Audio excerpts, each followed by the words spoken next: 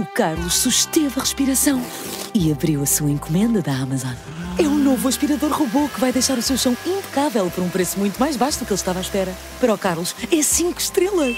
Desde aspiradores robô a eletrodomésticos para a cozinha e muito mais. Encontre os produtos com as melhores opiniões a preços que vai adorar hoje mesmo na Amazon.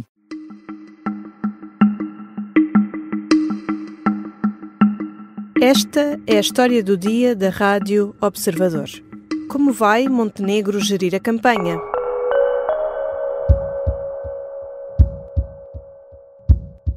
Nós conseguimos dinamizar a economia e ter um resultado financeiro muito melhor do que aquele que era previsto no Orçamento do Estado e do que aquele que era previsto pelo principal partido da oposição, que era o mesmo que dizia que nós íamos estragar tudo aquilo que estava feito nas contas públicas em Portugal. 3 semanas depois da queda do governo e depois de um primeiro abalo nas sondagens, Luís Montenegro parece reunir as preferências dos inquiridos à frente do secretário-geral do Partido Socialista, Pedro Nuno Santos. Como vai o líder social-democrata gerir a campanha até às eleições? Ou como vai gerir os seus silêncios? O que está a preparar o PSD? Vou falar com Miguel Santos Carrapatoso, editor adjunto de Política do Observador. Eu sou a Teresa Abcacis e esta é a história do dia de segunda-feira, 31 de março.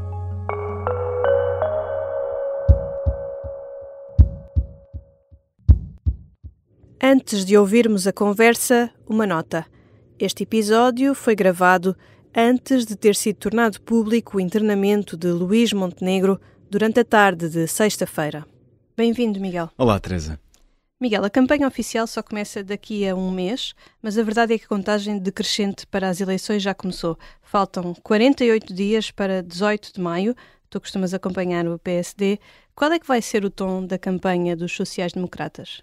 Bom, e tivemos a oportunidade de ouvir Luís Montenegro no mais recente Conselho Nacional do PSD e houve uma preocupação muito clara, até não só no discurso, mas também na composição das listas, de transformar estas eleições numa avaliação sobre os 11 meses de governo.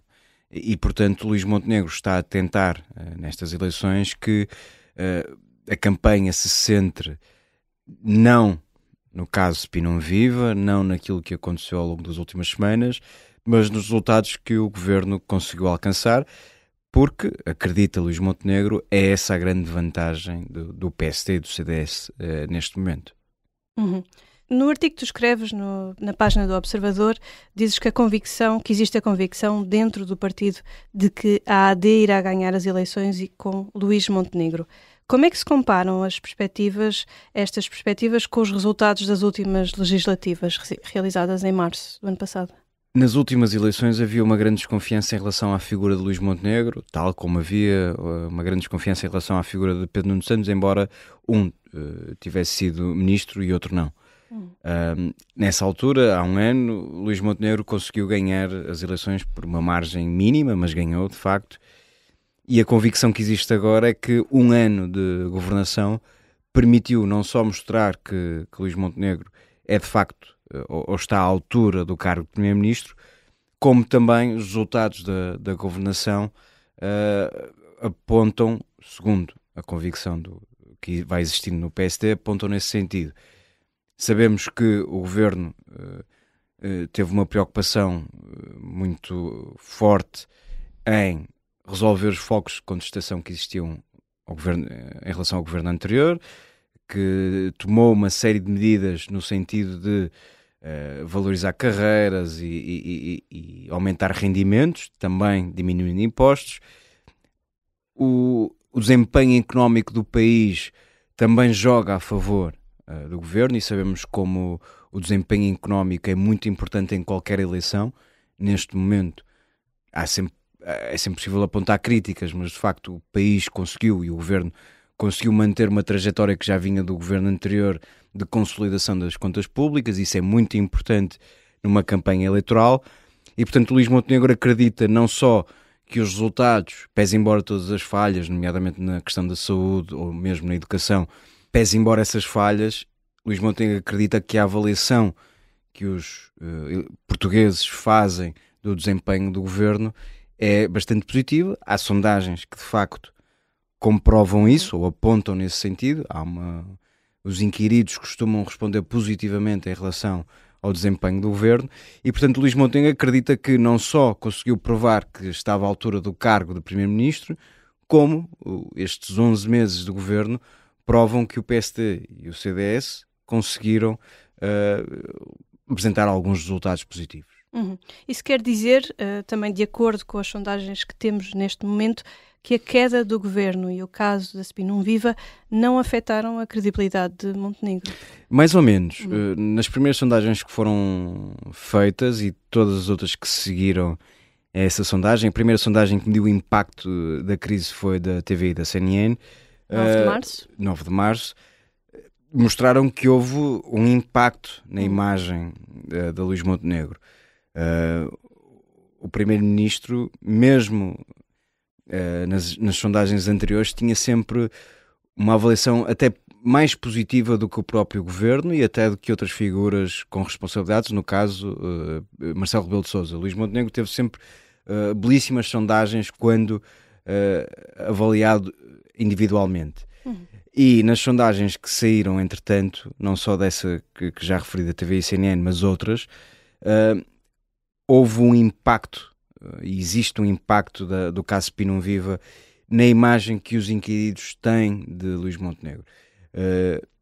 A confiança que existia, a avaliação do desempenho, a ideia de que Luís Montenegro não deu todas as respostas que devia ter dado, isso foi sendo medido ao longo das últimas semanas e teve, de facto, um impacto na forma como as pessoas percepcionam Luís Montenegro.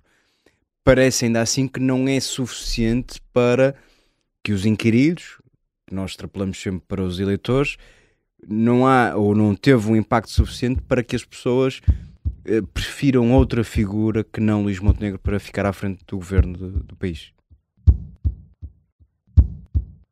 Já regressamos à conversa com o jornalista Miguel Santos Carrapatoso, editor adjunto de política do Observador. Ele copiava, do princípio ao fim, o James Bond. Esta é a história de Jorge Jardim, o agente secreto que parecia um simples homem de negócios, mas liderou missões perigosas em todo o mundo. Tentou criar um país e foi pai de um clã de mulheres aventureiras. Episódio 2. Canetas que disparam balas. O Misterioso Engenheiro Jardim é uma série para ouvir em 6 episódios e faz parte dos Podcast Plus do Observador. É narrada por mim, Lourenço Ortigão, e tem banda sonora original dos HMB. Os Podcast Plus do Observador têm o apoio da Kia. O Carlos susteve a respiração e abriu a sua encomenda da Amazon. É um novo aspirador robô que vai deixar o seu chão impecável por um preço muito mais baixo do que ele estava à espera. Para o Carlos, é 5 estrelas. Desde aspiradores robô a eletrodomésticos para a cozinha e muito mais. Encontre os produtos com as melhores opiniões a preços que vai adorar hoje mesmo na Amazon. Na segunda parte vamos comparar as possibilidades de Luís Montenegro com as de Pedro Nuno Santos.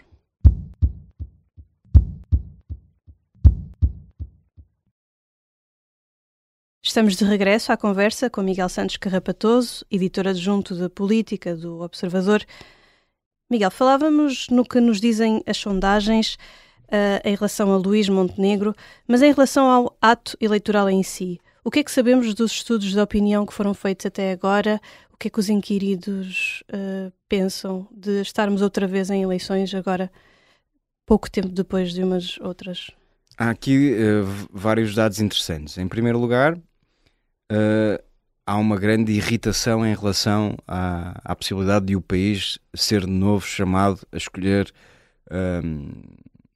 em quem votar. Isso é um dado que é comprovado ou que é possível comprovar nas várias sondagens. Em segundo lugar, a AD, a Aliança Democrática, consegue, e a tendência é essa, em vários estudos de opinião, em várias sondagens, tem uma vantagem de 5 pontos percentuais em relação ao Partido Socialista. Podemos resumir assim. Portanto, mesmo depois da crise, a Aliança Democrática consegue ter uma vantagem, uma aparente vantagem, é sempre As sondagens devem ser sempre lidas com alguma cautela, mas olhando para todas que foram sendo realizadas até agora, a AD consegue manter uma vantagem confortável em relação ao Partido Socialista. Há um dado que também é importante, que é sobre os indecisos. Há uma grande fatia de eleitores que se consideram indecisos, que não sabem em quem vão votar. A sondagem publicada pelo Expresso e pela SIC apontava para isso mesmo, um número recorde de indecisos, mas trazia nas letras pequeninas podíamos ler uma outra conclusão, ou tirar uma outra conclusão. Esses indecisos distribuíam-se de forma mais ou menos homogénea em relação aos eleitores da AD, do Partido Socialista e também do Chega. Portanto, isto leva-nos a outra leitura possível e que também é comprovada pelos estudos de opinião. A responsabilidade pela crise, ou seja, à pergunta quem é que nos trouxe a esta crise e quem é que provocou eleições, as respostas também se dividem entre o governo e a oposição. E isso é um fator interessante para Luís Montenegro, no sentido em que os inquiridos não estão a responsabilizar apenas e só o Primeiro-Ministro pela crise política, e é importante recordar que foi Luís Montenegro quem, depois de 2 moções de censura chumbadas, quem forçou a aprovação da moção de confiança, que foi... Sabia à partida que não ia ser aprovada e que não iria ser aprovada, e portanto foi Luís Montenegro quem procurou essa clarificação, sabendo pelas posições assumidas anteriormente que não ia conseguir que a moção de confiança fosse aprovada, e portanto esta série de fatores ajudam a consolidar a ideia de que mesmo depois de tudo isto, a AD e Luís Montenegro parecem ter uma vantagem confortável em relação ao Partido Socialista. É preciso notar que são sondagens, e mais do que sondagens é uma tendência, mas há alguns estudos de opinião que invertem estas posições. Há sondagens que apontam o Partido Socialista como estando à frente. O Partido Socialista tem uma sondagem interna que dá como vencedor das próximas eleições legislativas, mas para o efeito da nossa conversa, a tendência consolidada aponta a AD e Luís Montenegro como os favoritos nas próximas eleições legislativas. Há outra questão que tu conseguiste apurar também nas tuas conversas com os membros do Partido Social Democrata, que é de que eles estão confiantes de que o facto de Pedro Nuno Santos ser o líder da oposição lhes é favorável. De onde é que vem esta leitura? Não só da percepção que existe e que é sempre mais subjetiva em relação a Pedro Nuno Santos, mas também com base no resultado das últimas eleições legislativas.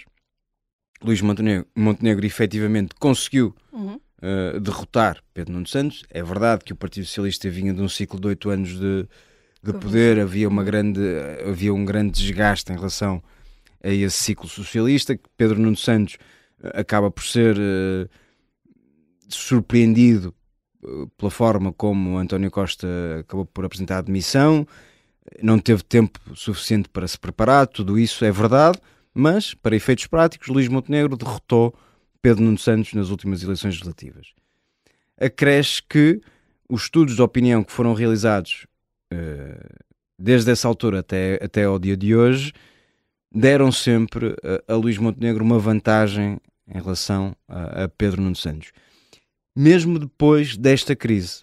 De resto, na semana anterior a esta, foi publicada uma sondagem da Intercampos para o grupo que detém o Correio da Manhã, em que, naquelas perguntas básicas, a quem compraria um carro, ou quem é que escolheria para tomar conta do seu filho,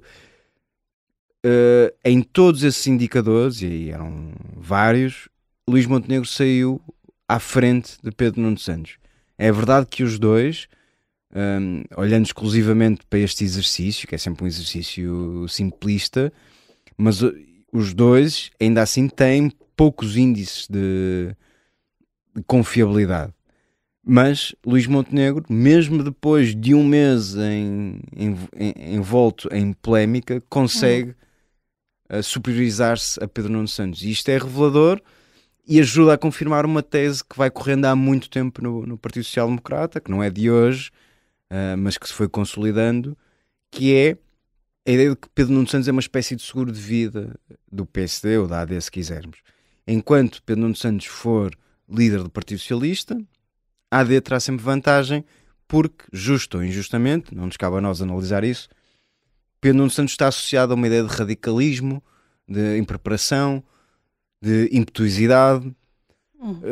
Relembro só que desde Cavaco Silva, que é mais ou menos desde que o período em que a nossa democracia de alguma forma se estabilizou, só por 2 vezes um primeiro-ministro em funções perdeu umas legislativas. Aconteceu com Pedro Santana Lopes e sabemos que foi um período particularmente conturbado, e aconteceu com José Sócrates, já muito agastado, não só pelos casos em que se tinha visto envolvido, mas também pelo facto de o país ter pedido assistência financeira. Portanto, só em circunstâncias excepcionais é que um primeiro-ministro em funções perdeu legislativas, o que dá ainda uma maior vantagem a Luís Montenegro. Obrigada, Miguel. Obrigado, Teresa. Miguel Santos Carrapatoso é editor adjunto de política do Observador. Deixo ainda algumas notas que merecem atenção esta segunda-feira. Hoje é o último dia para corrigir as despesas com encargos gerais e familiares dedutíveis no IRS no Portal das Finanças. A partir da manhã, começa o período para entregar a declaração de IRS. Arrancam hoje as candidaturas para os apoios do Estado à compra de carros, motas ou bicicletas sem emissões poluentes. Esta foi a história do dia. A sonoplastia é do Bernardo Almeida, a música do genérico é do João Ribeiro. Eu sou a Teresa Abcacis. Até amanhã.